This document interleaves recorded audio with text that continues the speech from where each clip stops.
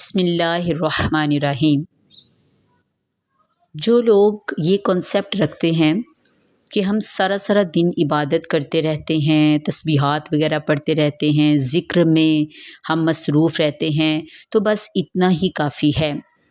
ہمیں دوسرے لوگوں کو نیکی کا حکم دینے اور برائی سے منع کرنے کی کوئی ضرورت ہے ہی نہیں ہے۔ وہ یہ حدیث مبارکہ دھیان سے سنیں۔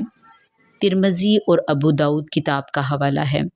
نبی پاک صلی اللہ علیہ وآلہ وسلم نے ارشاد فرمایا، خدا کی قسم، یا تو تم نیکی کا حکم دو گے، برائی سے منع کرو گے اور ظالم کے ہاتھ پکڑ لو گے، اسے حق و انصاف کی طرف زبردستی لوٹا دو گے اور اسے عدل کا جبراً پابند کر دو گے، ورنہ تمہارے دلوں کو اللہ تعالیٰ آپس میں ٹکرا دے گا اور تم پر ایسی پھٹکار ڈال دے گا جیسی پہلے ان لوگوں پر ڈالی گئی۔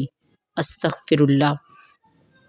دوسری تفسیر قرطبی میں یہ روایت ہے اور علامہ قرطبی نے اس کو نقل کیا ہے کہ اللہ عز و جل نے ایک فرشتے کو حکم دیا کہ فلاں گاؤں کو برباد کر دو۔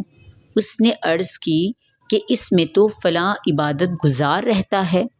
حکم ہوا کہ ہلاکت کی ابتدا اسی سے کرنا، کیونکہ اس کی آنکھوں کے سامنے شریعت کے احکامات کی خلاف ورزیاں ہوتی رہی اور کبھی اس کے چہرے کا رنگ تک بھی میلا نہ ہوا۔